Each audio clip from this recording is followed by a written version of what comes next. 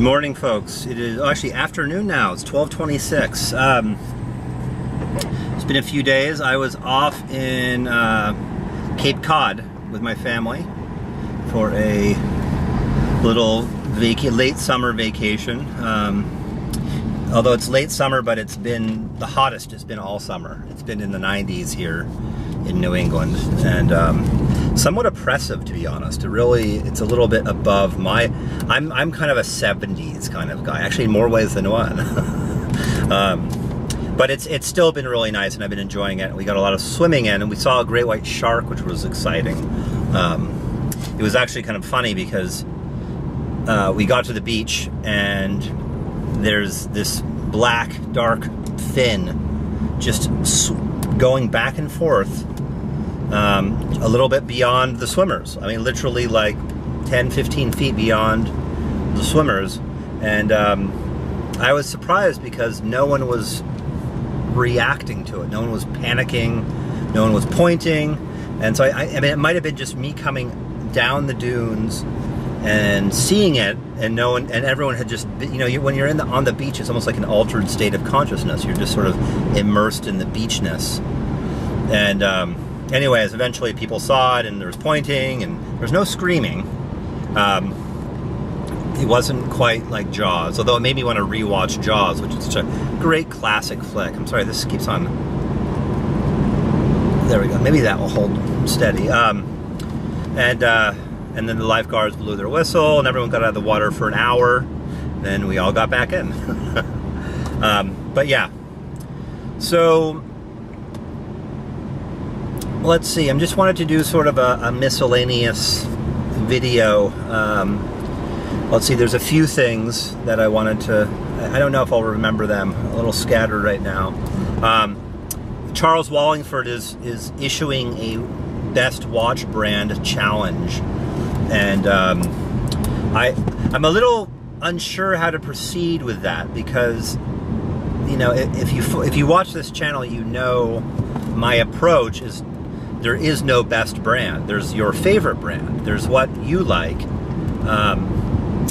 And yeah, I think as Jeffrey McMahon and I were just kind of emailing about it, and he was talking about doing a critique of objectivism, you know, in terms of watches. And you know, yeah, but that said, you know, I'm gonna participate. I'm gonna do a video. I haven't decided whether I will name my favorite brand or which brand I think is best, whatever that means. I might do two. I might do two mentioned because they're not necessarily the same.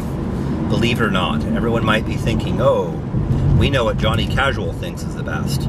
But it's not about thinking it's the best. There's my favorite. There's the brand that makes the most watches that I enjoy and that I feel like their style level is my favorite. But then there's a different brand I can think of that I almost feel like contributes the most to watch making these days, to the hobby. And I don't know. We'll get into that.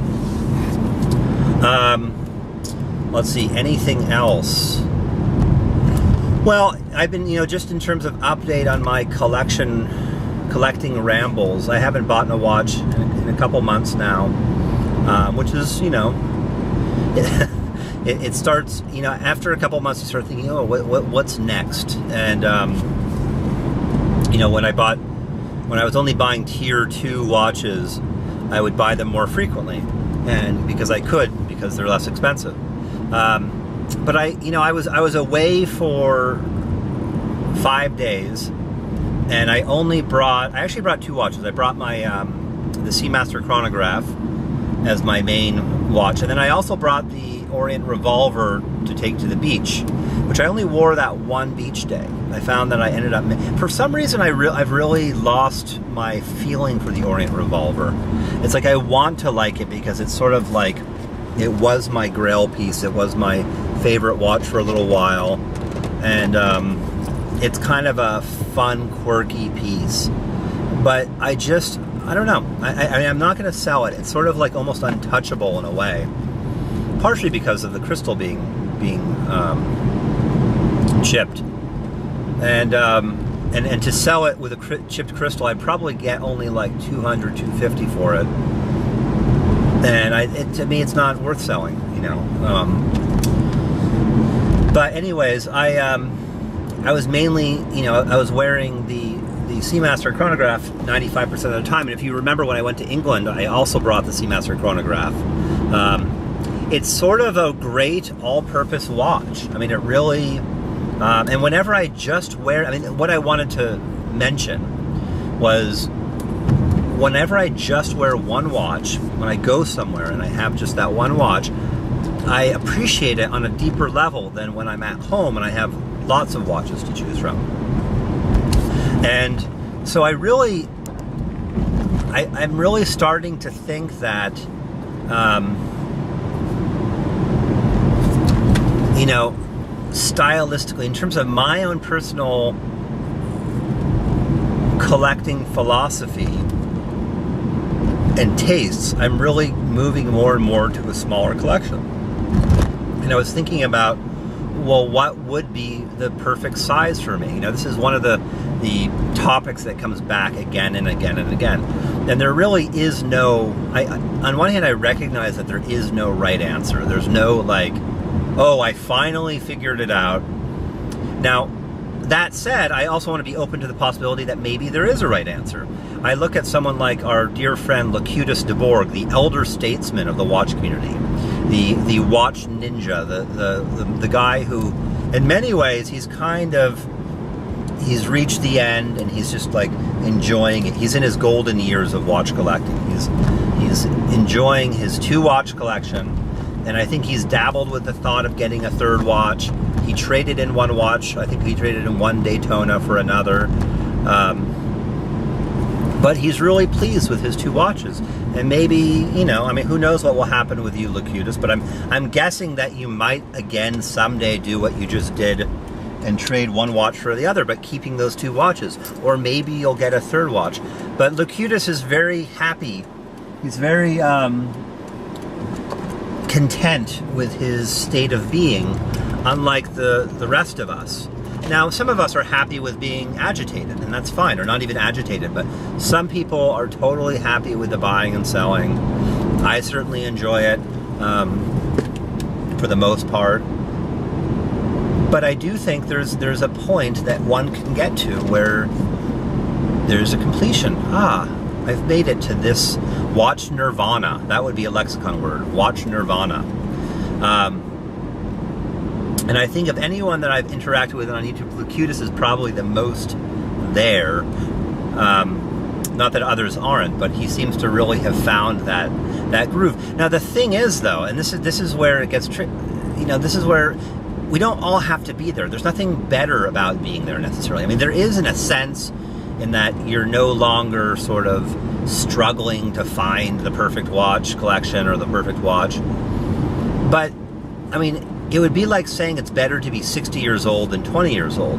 It's just a different stage of life. There's an appropriate experience at 20 than at 60. You know, when you're in your 20s, you tend to be very opinionated.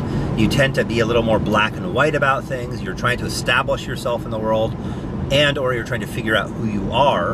And it usually takes us a little while. It usually takes us till, you know, I mean, well, first of all, it's an ongoing thing. I'm in my early 40s now, and I don't feel like I've figured out who I am. I do much more than I did in my, say, mid-20s. I'm definitely more established in myself. I don't feel like I need to prove myself. Not that I really need to prove myself, but I cared more about what other people thought. I feel like I know myself now. I know myself in a much deeper, more profound way, and I don't struggle with it as much. I still do struggle with certain aspects of myself, and that's a whole other thing. But yeah, there's just a natural maturation process, and I don't think we want to be 40-something when we're 20-something. You know, maybe some people can mature beyond their years, and so my point is that there's an appropriate, and in the context of watch collecting, your watch biography, the trajectory of your journey, you know, there's no rush to to watch nirvana. You don't need to. I mean, maybe we partially want to, but I think I would follow, the views of people like Alan Watts, who says that really, when it comes down to it, deep down, the only reason we're not enlightened is because we don't want to be. There's something we're getting out of our unenlightenment, our struggle, our ongoing search and quest. We're still enjoying the fix. We haven't worn it out yet. We haven't worn out the fix for the next thing. And what I'm saying is, that's okay. There's nothing wrong with that. It's not bad to want that fix. I talk a lot about, how we don't need the next fix, how it's kind of an illusion, but it's a paradox is what I'm saying. It's not one or the other. I think our society is very focused on that fix, on that quest, and it's largely because of consumerism, because we're such a consumerist culture in the United States, but also the West in general, and more in other parts of the world, based on consumer goods, buy, more, monetary, financial wealth and value. And a lot of what watch collecting is related to that. I notice that whenever I leave my sort of countercultural bubble, I see more watches, because watch collecting is much more, it's related more to status and finances, and the counterculture is subversive to that. It's subversive to the dominant paradigm of that's based on consumerism. So I personally think that we can be both stage appropriate, like be who you are, where you are in your own journey, but also like have a sense of surrendering to that. You know what I mean? Not like struggling with it and saying, "Oh man, this sucks. I just should be feeling differently about this than I actually do. I should be more enlightened, or I shouldn't." Always struggling with where one is at, versus kind of saying, "Yeah, this is where I'm at.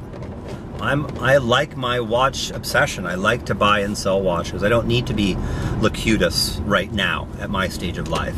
And I'm not just talking for myself, I'm talking for others. Until that point, that I'm just done. It's sort of like, I smoked cigarettes for over a decade. And it really, in a way, we short sell ourselves with addictions. We tend to disempower ourselves by making addictions a disease. It drives me crazy. As somebody in the therapeutic fields, talking about addiction as a disease, and I don't mean to take away the seriousness of addiction. I know that some people, there are some addiction is really, really hard. I would argue that we're all addicted to one thing or another, even if it's just an ideology, a mindset. Most people are addicted to certain foods that aren't like carbs or sugar. But in terms of like drug addiction, alcoholism, that's like serious business. You know what I mean? It's not. I don't mean to make light of it, but I do think it's important not to disempower ourselves by talking about it like it's something that can't be overcome. That deep down, you have to really want it. You have to really want to change, so to speak. And I felt like with cigarette smoking, because if you're ever a smoker and you tried to quit, it's absurdly hard. It's absurdly hard because you enjoy smoking so much, on one level, although I think it ends up being a love-hate thing. That's how it was for me. So it's this thing like, how do you stop doing something that gives you so much sensory pleasure? There's nothing like, for a smoker, that first cigarette of the day. You wake up, you have that. It's on the level of a great sexual act, or It's sort of like this, and this is how I felt with cigarettes. Is that what I ended up doing is creating a little microsystem of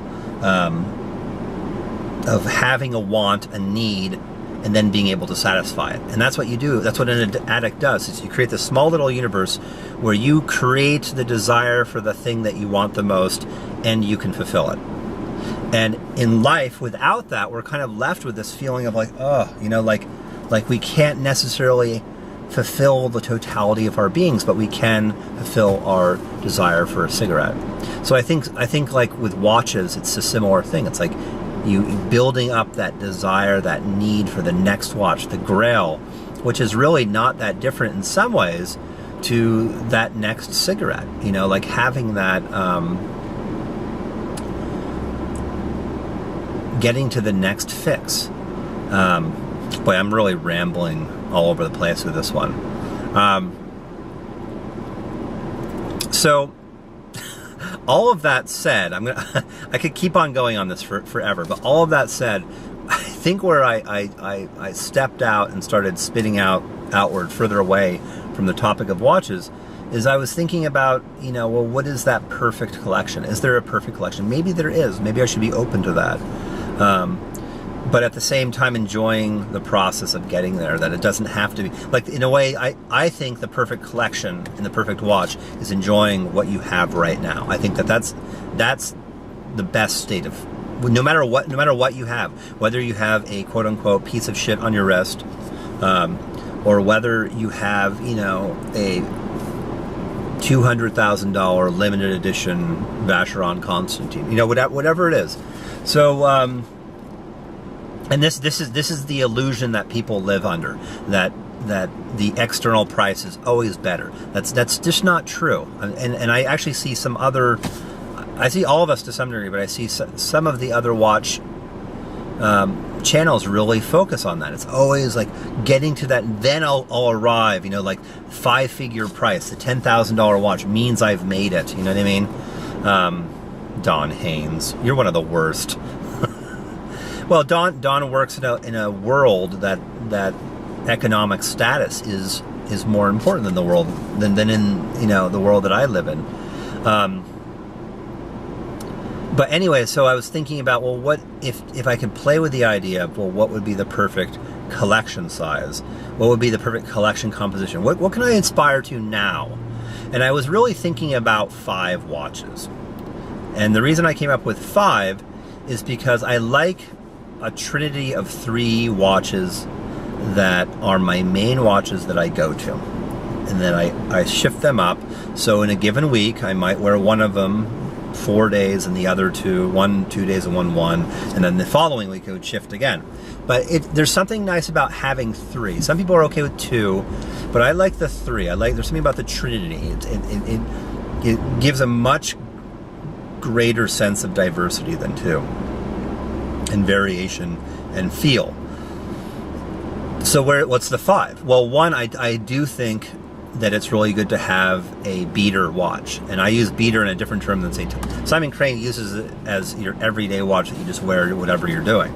I'm talking that could be any of the 3. I'm talking about the watch that you go to the gym, or you lift weights with, or you do yard work, like something that you really, I mean, I think that for me the definition of a beater watch is you don't really care what condition it's in, what happens to it. In a way, it gives it more character if it gets beat up. So for me right now, that's the Orient Revolver. That's my beater watch. That's what I would wear while doing lifting of stuff that could damage it. And then what about the 5th slot? The 5th slot is the musical chairs slot. It's the watch that you come in. It's the fun watch. It's the watch that you might even buy just to try it out. Like for me, I've you know, the new Seiko Sumo, the limited edition one, would be a classic example of a watch that would be in the 5th slot for me. I'm pretty sure I wouldn't keep it long term, but I would love to own it for a few months, wear it, try it out, see what it's like, and then sell it. That's just part of the hobby, you know. I mean, some people would say that's crazy. How could you ever buy a watch that you don't plan on keeping? Now, I would argue that some of those people that think that actually do that, but they don't admit to it. I can think of one person in particular, Mr. McMahon, who does that. I think, Jeff, I see you do that. Now maybe you don't intentionally do that, but think of how often that ends up happening, right? And this is another example. so what? I think that's part of the fun of it. Buy a watch to see what it's like, enjoy it for a while. It's impermanent. It's not. It doesn't. Every watch doesn't need to be a Grail. That would be sort of one of. If I was going to do a watch, I was actually dabbling with the idea of a watch manifesto, the Johnny Casual manifesto, and not having rules but having guidelines. And one of them would be that not every watch has to be a Grail. Some watches can just be fun watches that you own for a time, you enjoy for what they are, and that's that. So that would be the fifth spot, is that rotating musical chairs position. It could be a watch that you end up really loving, and then it pushes one of the trinity out. So again, 5 watches. You have the trinity, which is your rotation, your regular rotation, your best watches, and then you have a 4th watch, which is a beater watch for strenuous physical activity of some kind that you don't care if it gets damaged, and then the 5th watch is the musical chairs watch, the rotating, try it out, fun watch. It's like the vestibule of your watch collection, whereas the trinity is like your inner sanctum, and your beater is what you do outside. See, this is the church analogy. So, and you could theoretically expand that, which is pretty much what I've done, where I still have like a 3 or 4 watch, inner rotation, and then I have bunches of watches on the outside, and that's where I feel like I've gone wrong. Or not gone wrong, but how I'd like to change it. I want to narrow those down, because what I have now are 4 or 5 watches that I just don't wear because they've kind of outworn their time in my collection, and I'm really slow to sell them off.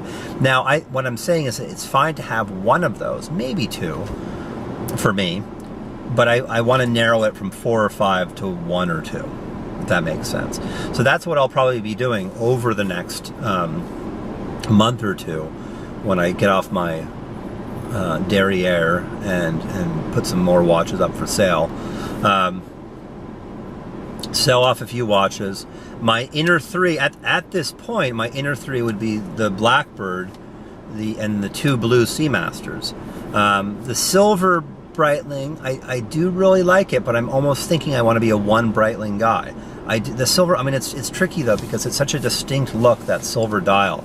So gorgeous. So I might have an inner sanctum of 4 for a while, until I get to a point where I want to sell that off.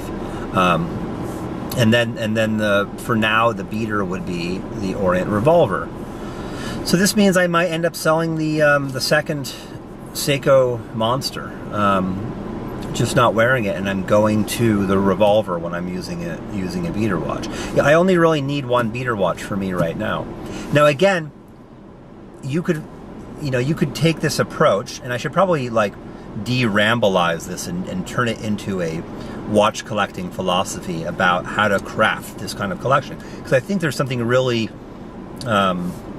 aesthetically tight about what I'm talking about. Having your inner sanctum watches, your core rotation pieces, having a beater or 2 or 3, having a musical chairs rotating piece or 2 or 3.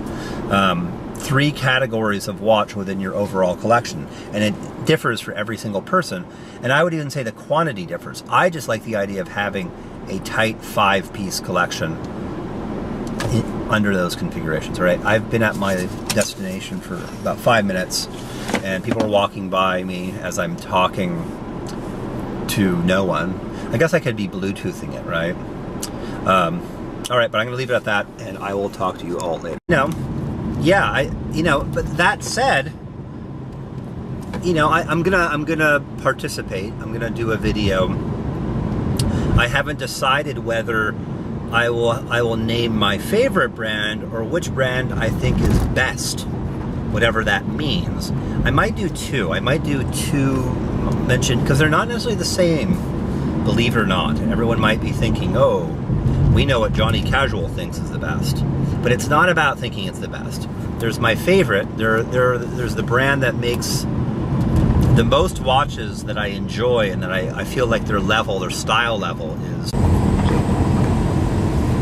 Good morning, folks. It is actually afternoon now. It's 12:26. It's been a few days. I was off in Cape Cod with my family for a little late summer vacation. Although it's late summer, but it's been the hottest it's been all summer. It's been in the 90s here in New England, and somewhat oppressive, to be honest. It's a little bit above my. I'm kind of a 70s kind of guy, actually in more ways than one. But it's still been really nice, and I've been enjoying it. We got a lot of swimming in, and we saw a great white shark, which was exciting.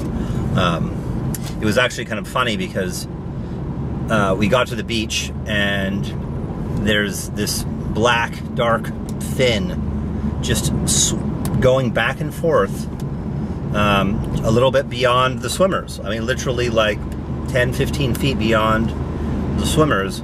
And I was surprised because no one was reacting to it. No one was panicking. No one was pointing. And so I mean, it might have been just me coming down the dunes and seeing it, and no one, and everyone had just, you know, when you're on the beach, it's almost like an altered state of consciousness. You're just sort of immersed in the beachness. And anyways, eventually people saw it, and there was pointing, and there was no screaming. It wasn't quite like Jaws, although it made me want to rewatch Jaws, which is such a great classic flick. I'm sorry, this keeps on. There we go. Maybe that will hold steady. And then the lifeguards blew their whistle, and everyone got out of the water for an hour. Then we all got back in. But yeah. So let's see. I just wanted to do sort of a miscellaneous video. Let's see. There's a few things that I wanted to. I don't know if I'll remember them. A little scattered right now. Charles Wallingford is issuing a Best Watch Brand challenge. And I'm a little unsure how to proceed with that, because, you know, if you watch this channel, you know my approach is there is no best brand. There's your favorite brand. There's what you like. And yeah, I think as Jeffrey McMahon and I were just kind of emailing about it, and he was talking about doing a critique of objectivism, you know, in terms of watches. And